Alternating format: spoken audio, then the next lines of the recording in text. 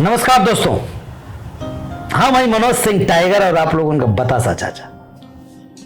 हमार YouTube channel बतासा चाचा एंटरटेनमेंट पर एगो बड़ा बेहतरीन प्रोग्राम शुरू कैले बानी जौना के नाम है बतकही विद बतासा।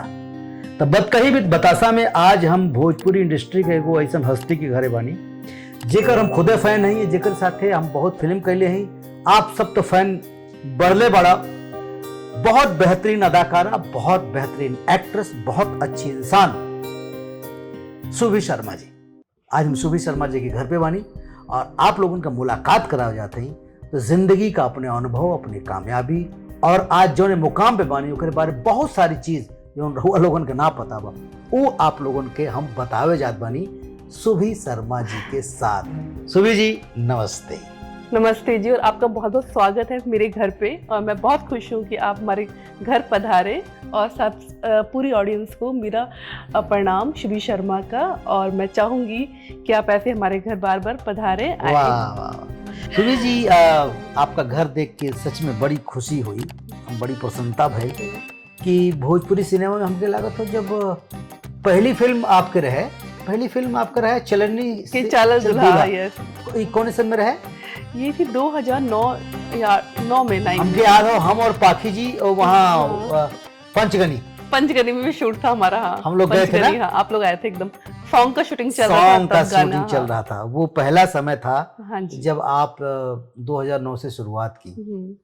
2009 से और 2023 के बीच में कितनी बदल गई सुभी शर्मा, इसके बारे में थोड़ा बताइए कि 2009 में सुभी शर्मा जो थी क्या 2023 तक वो है कि नहीं है? मैंने बहुत कोशिश की कि मैं अपने आप को बदल लूं और मैं अपने नेचर को चेंज करूं। हाँ। मेरा ये था कि मोटो कि यार नेचर जो वो सुभी शर्मा का है मुझे उससे अपने आप को चेंज करना है, बट 2023 तक भी मुझसे नहीं हो पाया और आज भी मेरे वही चेक कई बाउंस होते हैं और मैं शूटिंग बीच में नहीं रोक पाती हूँ, तो वो टिल डेट अभी भी वही सब चल रहा है। यस। मैं 2009 के सुभी शर्मा से जैसा मिला था 2023 में आज मैं सुभी शर्मा के घर पर हूँ। हमके जैसे नेचर आपके तब रहल वैसे आज भी। हम याद है हम लोग एक फिल्म करते रहनी, औलाद। हाँ, औलाद आजमगढ़ में। आजमगढ़ में, यस याद है। बहुत एंजॉय किए थे हम लोग। खाना आपका डाइट, मुझे आपका आजमगढ़ की जहाँ से आप बात कर रहे हो, जिस भी शूट की आप बात करते हो, मुझे आपका डाइट याद आता है। हम लोग खुद बनाते। हाँ, खुद बनाते थे लाइक, और डाइट का पूरा खाना होता था और अपने हाथों से ऊपर से सबसे अच्छा। कहीं पे कुछ नहीं मिल रहा है, मान लीजिए हम लोग जंगल में शूट कर रहे हैं तो एक इंसान हमें याद था दिमाग में, मनोज टाइगर जी के पास खाने के लिए जरूर कुछ ना कुछ होगा, जरूर मिलेगा। अगर हमको कहीं और कुछ नहीं है तो हम उनके पास चुपचाप से जाते थे, बोलते थे कुछ खाकरा वाकरा कुछ रखे हैं आप, डाइट फूड है कुछ आपके पास में, और वो झट देसी जो भी उनको बॉय होता था उसको आवाज मारते थे, शुभी जी को दे दो निकाल के, उसमें से थोड़ा सा दे दो। तो एक इशारा जो होता था मुझे फटाफट से जो डाइट का खाने के लिए कभी चेवड़ा मिलता था, कभी खाकरा मिलता था, कभी कुछ तो कभी कुछ। तो जहाँ पे मनोज टाइगर जी है, खाने की कोई प्रॉब्लम, खाने में तो नंबर 1 ही ना, तो मोटा गई नहीं, अब धीरे धीरे नहीं कम किया है बेटा। अब आप कम कहीं नहीं है, बहुत कम किया नहीं।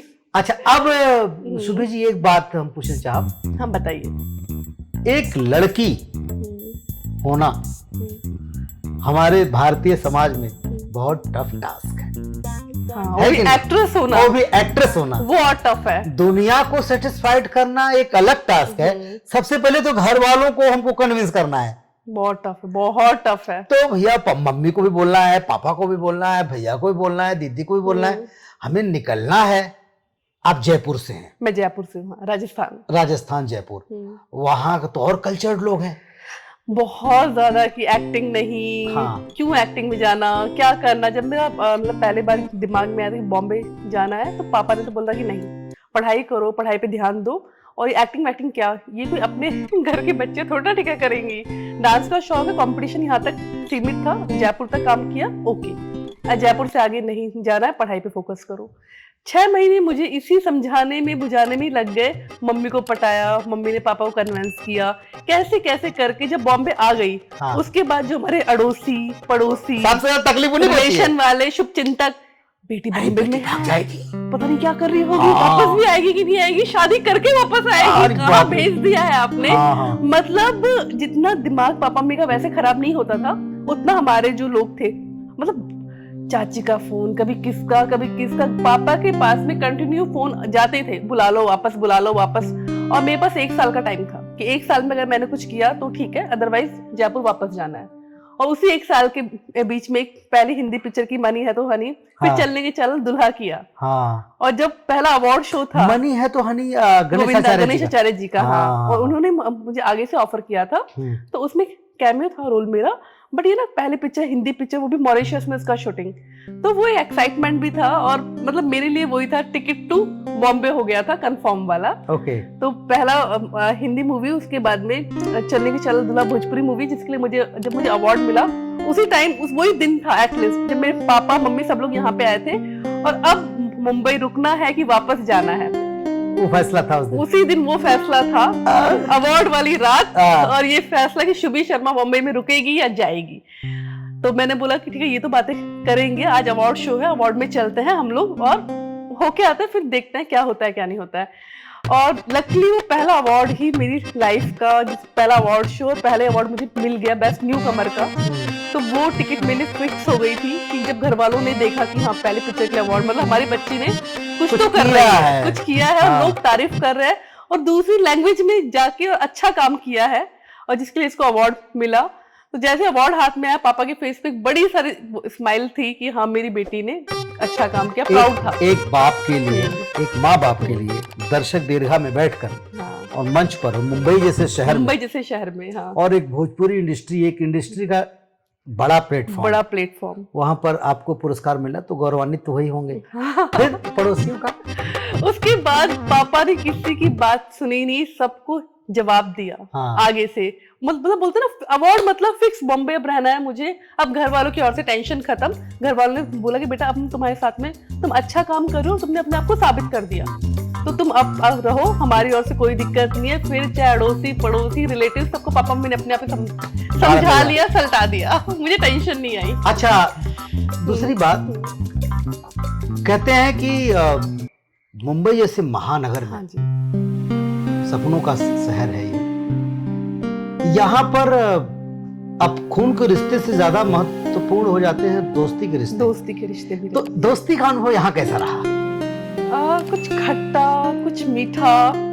दोस्ती का अनुभव बहुत, मतलब एक तो पहले मैं आपको एक चीज बताना चाहती हूँ, मेरे दोस्त बहुत ही कम है। शुरुआत से भी मैंने एक मतलब होता ना कि बहुत सारे दोस्त बनाना, बातें करना, सबसे हाय हेलो था। बट जो मुझे करीबी दोस्त, वो मेरे हमेशा से कम रहे कि मुझे जो लोग बहुत समझ में आते हैं उन्हीं के साथ दोस्ती हो पाती है। अदरवाइज दोस्ती का अनुभव जब मैंने कोशिश किया कि ज्यादा लोग जुड़े, तो मेरा बहुत अच्छा नहीं रहा, क्योंकि यहाँ पे लोग मिसगाइड बहुत करते थे। अरे ये काम नहीं, शोज करेंगी आप? अरे नहीं, बिहार में शोज अच्छे नहीं होते हैं, शोज नहीं करने चाहिए आपको, छोड़ दीजिए शो। वहां पे इतना मतलब डराते थे, इतनी उल्टी एडवाइस होती थी। हाँ। कि आपका काम अच्छा, जो आपके पास अच्छे अच्छे कंपनीज के शोज आते थे, और मैंने उसके बाद काफी काम किया है, शोज किया है मैंने, बट मैंने 2 साल मैंने कोई शो किए ही नहीं, बिहार में, दिल्ली में, यूपी में, कहीं पे भी नहीं किया, क्योंकि उस टाइम तक बिहार ऐसा है, वहां पे शो अच्छे नहीं होते, हीरोइनों को उठा लेते हैं। ये सब बातें सोचे, कितना मिसअंडरस्टैंडिंग क्रिएट करते थे लोग। अच्छा, मैं एक बात बिहार से एक बात मैं कहना चाहूंगा कि हम लोगों की फिल्म जो है सबसे ज्यादा पसंद की जाती है बिहार में। हाँ, लोग बहुत अच्छे हैं वहाँ के। बिहार के लोगों ने हम लोगों को स्टार बनाया। हमारे बिहार के दर्शक आपका इंटरव्यू देख रहे हैं, एकदम बिहार में जो आपको इतने सालों में प्यार मिला, मोहब्बत मिला, उसके बारे में बताइए, वो कैसा लगा, बिहारी कैसे लगे आप? मैं वही चीज बताना चाह रही हूँ आपको। जब ये सब था कि मतलब मेरे माइंड में बहुत उल्टी चीजें डाली थी, क्योंकि मैं बिहार से नहीं हूँ, तो बिहार में ऐसा है वैसा है। जब मैंने अपना पहला शो किया बिहार में, तब मैंने देखा वहाँ की जनता इतनी प्यारी है, वहाँ की ऑडियंस जो हमारी पब्लिक है इतनी प्यारी, इतना प्यार है, और कोई मिसबिहेवियर नहीं, नथिंग। सब लोग इतने प्यार से, चुपचाप से, आप स्टेज पे है तो वो ऐसे खुश हो रहे थे कि हाँ जैसे पता नहीं किसको देख लिया। और उसके बाद मैंने बैक टू बैक बिहार में कई शो की, शूटिंग की हम लोगों ने। इवन जो मेरी भैया के साले उड़ने वाली पिक्चर, वो बलिया में शूट हुआ। तो लाइक इतना अपनापन, इतना अटैचमेंट, तो मुझे कभी उसके बाद जो मुझे बिहार से एक अटैचमेंट हुआ, और उसके बाद नो डाउट मतलब आधे टाइम तो मैं पटना में होती थी। कभी कुछ इवेंट है, कभी शूटिंग है, कभी इंटरव्यूज है, कभी प्रमोशंस है। इवन हम हॉल्स में भी जब पहले प्रमोशन के लिए हम लोग कितना गए तो हम हैं, लोग साथ हॉल में टू हॉल, गए। बिहार औलाद के लिए गए थे हम लोग, औलाद के लिए, चलने की चाल के लिए गए के थे, लिए, बिल्कुल बिल्कुल। और काफी सारे पिक्चरों के लिए हम लोग गए। तो वो एक जो कॉन्सेप्ट माइंड में था वो एकदम क्लियर हो गया। और आज कोई मुझसे पूछता है कि बिहार यूपी के लिए, तो मैं एक चीज ही बोलती हूँ, यूपी बिहार मेरी कर्म भूमि है। हाँ, और जयपुर मेरी जन्म भूमि है। क्या बात है। तो जहाँ पे कर्म किया, जहाँ से मुझे नाम मिला, शोहरत मिला, पैसा मिला, सब कुछ, तो वो बिहार और यूपी है और हमारी भोजपुरी इंडस्ट्री। बिल्कुल, बिहार के लिए मैं भी यही कहना चाहूंगा कि हमारे अन्नदाता बिहार और यूपी के लोग हैं। बिहार में जो मोहब्बत मिली, जो प्यार मिला, और बिहार के लोग जितने इमोशनल और भावुक हैं, उतना मैं नहीं है। प्रणाम करता हूं। मैं भी। अच्छा, एक बात और पूछना चाहूंगा, हाँ आज आप सक्सेस हैं, सफल हैं, इस सफलता के पीछे जो संघर्ष किया है आपने, जो दर्द उठाया है आपने, आज मुंबई जैसे शहर में लग्जरी हाईएस्ट कीमती कार से आप घूमती हैं, आपके पास 2-2 घर है, तीसरे घर की आपकी तैयारी है, और इतना खूबसूरत घर आपने बनाया, इतने पॉश इलाके में, इतनी बड़ी बिल्डिंग में, टावर भी इतना महंगा है कि एक बार यहाँ पर घर लेने के लिए लोगों को 2000 बार सोचना पड़ेगा। मैंने भी सोचा था, हाँ। बट ले लिया। इतना प्यारा घर लिया आपने, आपको भोजपुरी इंडस्ट्री ने सर आंखों पर बिठाया। तो आपको लगता है कि 2009 से 2023 के बीच में आप न जाने कितनी बार टूटी, कितनी बार बिखरी, कितनी बार लगा कि भाग जाऊं, रुकूं, इन सब दौर से गुजरी कि नहीं आप? देखिए, अब आपसे तो क्या छुपा हुआ है, आपसे कुछ छुपा हुआ नहीं है। तो मैं बीच में 2 साल ऐसा था इंडस्ट्री में, आई थिंक 14-15, ये 15-16 या 14-15 आई थिंक, ऐसे वो टाइम था।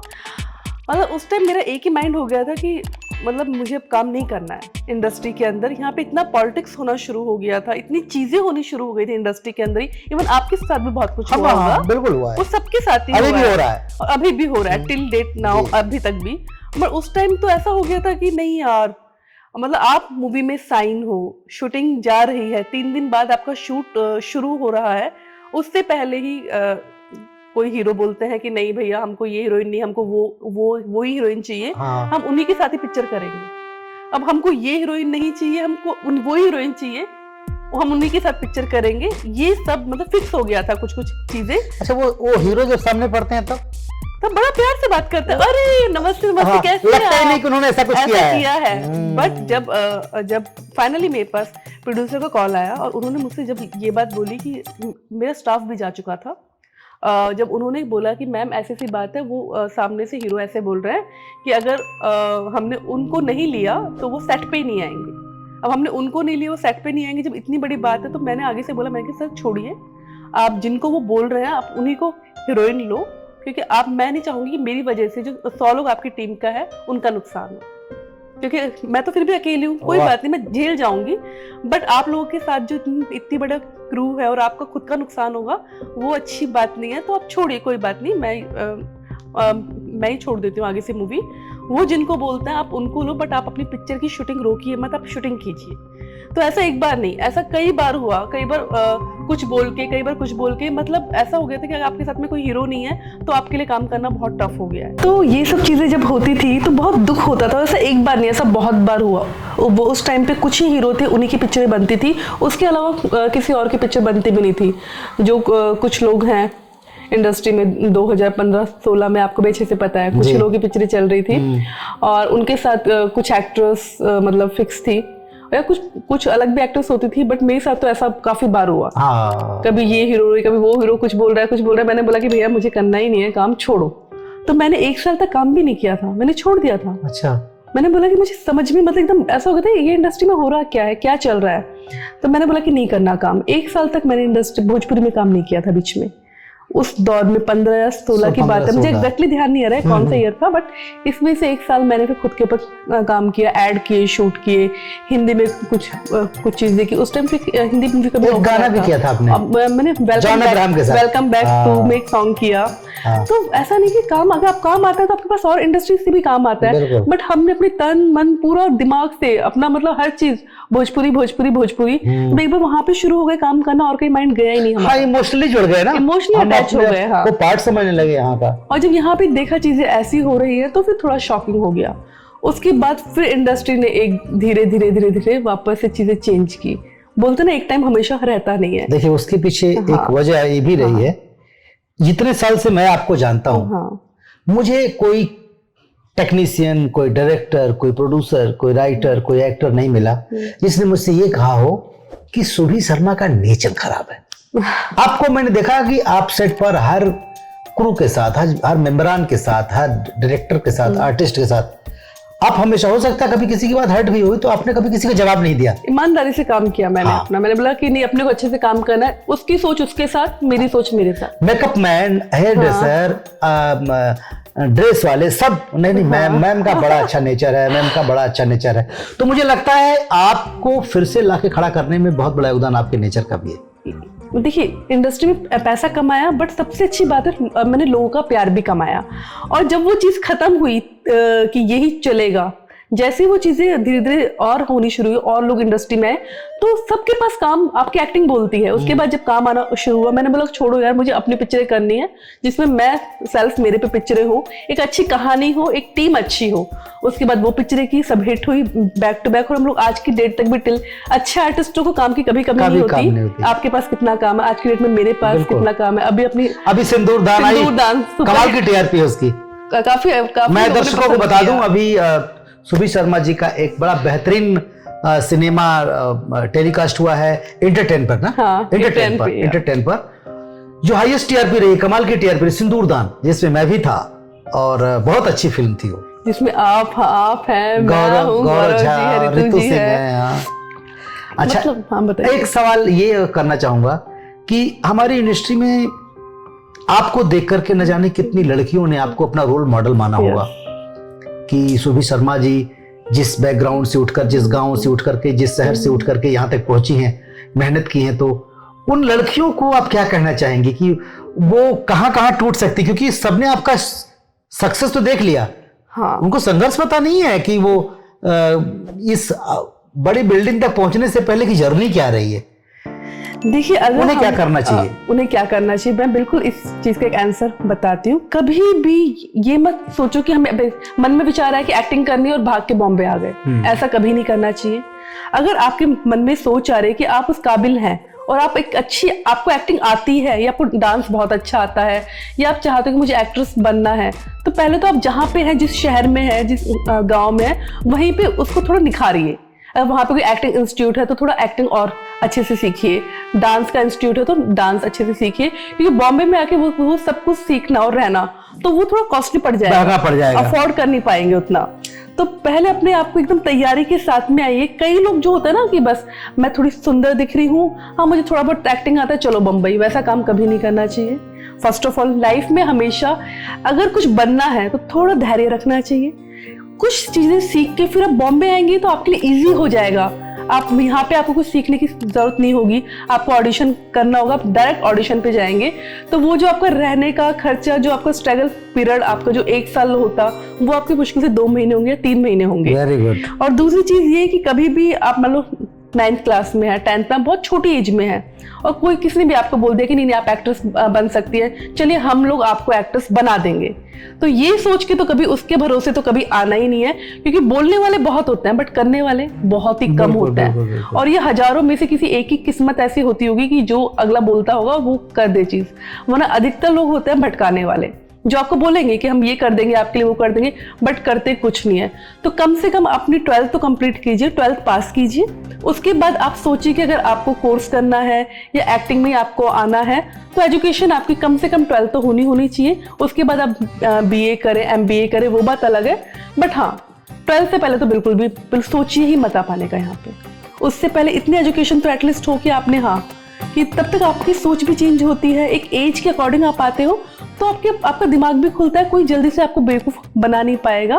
तो मैं यही बोलना चाहूंगी, तो घर से भाग के प्लीज मत आइए। घर वालों को कन्विंस कीजिए कि घर से भाग के आप आएंगे तो कहीं ना कहीं फाइनेंशियली आप वीक होंगे, उसके चक्कर में भी आप छोटे मोटे जो आप बनने आते हो वो आप बन नहीं पाते क्योंकि पैसों की जरूरत पड़ती है, आप छोटे छोटे कामों में इन्वॉल्व हो जाते हैं। और ये मैं आपके परिवार से मुझे याद आया, ये क्या सबसे पहले अपने परिवार से शेयर करना चाहिए, परिवार कि का मैं क्या विश्वास- बनना चाहती हूँ। हाँ, हाँ, क्योंकि परिवार के सपोर्ट के बिना भाग कर आएंगे तो फिर 100% प्रॉब्लम होगी। मैंने देखा है ना यहाँ पे, इवन जब मैं खुद एक्टिंग यहाँ पे सीख रही थी, मैंने किशोर नमित कपूर से एक्टिंग वहां से कोर्स कंप्लीट किया मेरा। वहां पे जो कुछ गर्ल्स थी वो ऐसे भाग के आई थी और डेली वो ये बोलती थी कि हमारे पास अब एक्टिंग में हमने दे दिया, वहां से जितना पैसा हम लोग लेके आए थे वो सब यहाँ पे खर्च हो गया, अब हम क्या करें, अब हम क्या करें। मतलब डिप्रेशन में आ गए थे, मतलब इतनी जो 2-3 गर्ल्स तो डिप्रेशन में आ गई थी, आत्महत्या, गलत कामों में आत्महत्या, ये सब चीजों में इन्वॉल्व चीजें कब होता है इंसान, जब मजबूर हो जाता है बहुत। इसीलिए कभी भी घर से भाग के मत आओ, झूठ बोल के मत आओ, उनको बताओ कि हमारी ये इच्छा है। हाँ। और अगर आपके घर वाले कन्विंस नहीं हो रहे तो आप मत आइए, बिल्कुल मत आइए। अच्छा, और अभी क्या है आजकल ना,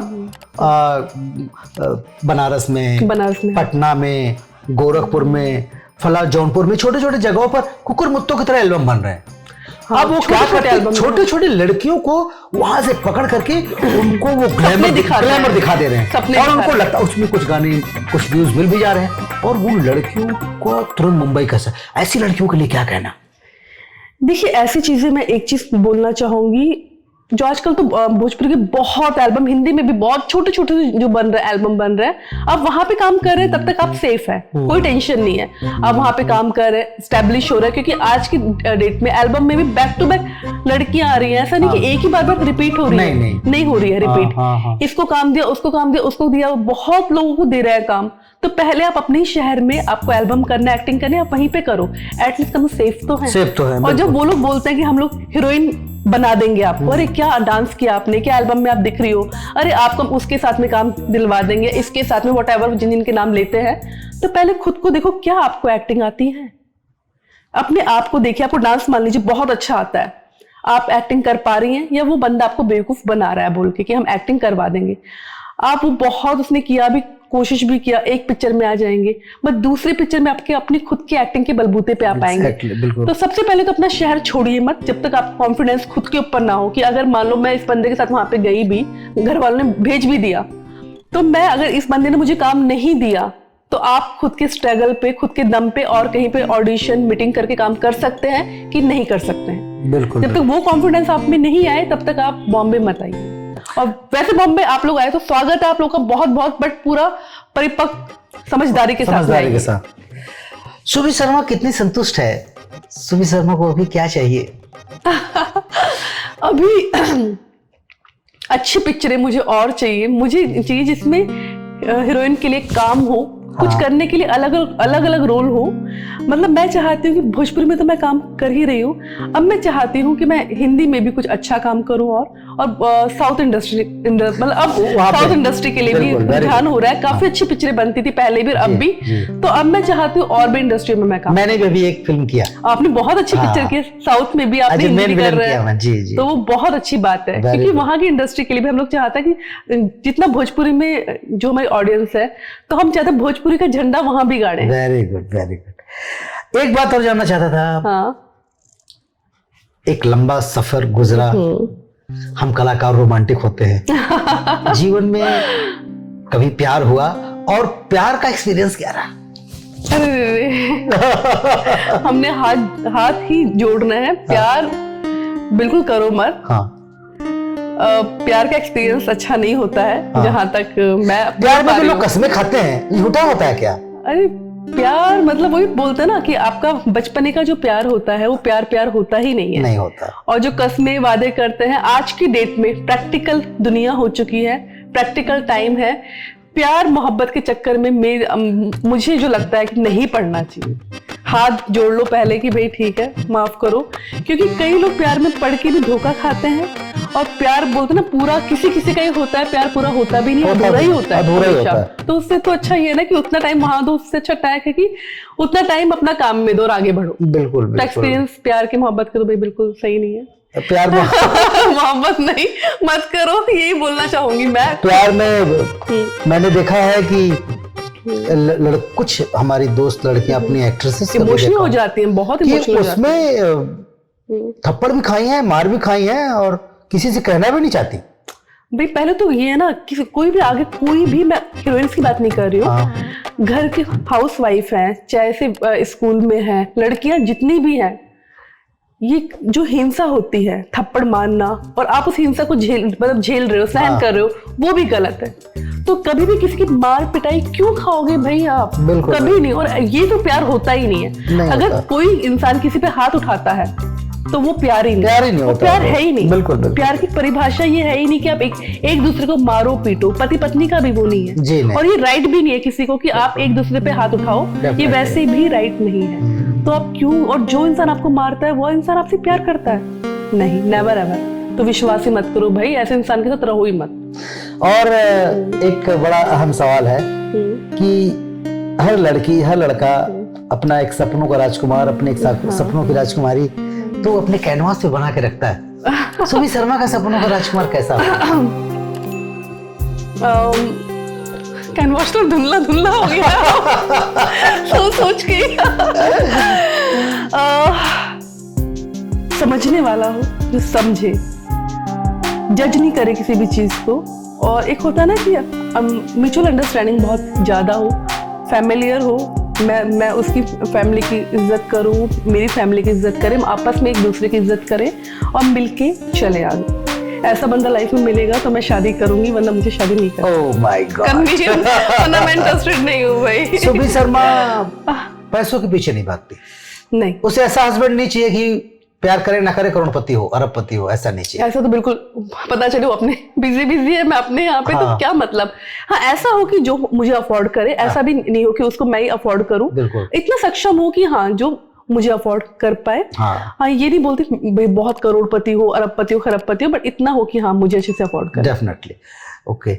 और एक और सवाल करूंगा, तो अपनी इंडस्ट्री का जो है करंट टाइम में जो फ्यूचर है, भविष्य है, आप तो शुरू से देखती चली आ रही हैं, इंडस्ट्री का हर दौर देखा आपने। तो मतलब आप 2009 से 2023 के बाद में कितना चेंजेस आए, कहां से कहां पहुंचा। एक बार तो लगा खत्म हो गई, हाँ, बीच में लगा, लेकिन फिर से ग्रो कर गई। अभी क्या लगता है आपको भविष्य, आगे का भविष्य क्या है? ब्राइट है फ्यूचर बहुत। और वो इसलिए है क्योंकि अभी क्या है ना, इतने सारे चैनल आ चुके हैं, डिजिटल प्लेटफॉर्म बहुत ज्यादा आ चुके हैं, ऐप आ चुके हैं, काफी सारी चीजें ऐसी आ गई हैं कि अभी भोजपुरी में जो एक पहले था कि सिर्फ हॉल है, वहीं पे रिलीज होती हैं पिक्चरें, और एक चैनल था मुश्किल से वहां पे आती थी। अभी वैसा नहीं है, अभी चैनल के लिए भी पिक्चरें बन रही हैं। इवन अभी तो मतलब जब से ये आया एक ऐप जो अभय जी ने लॉन्च किया था, चौपाल पे वेब सीरीज भी आनी शुरू हो गई है।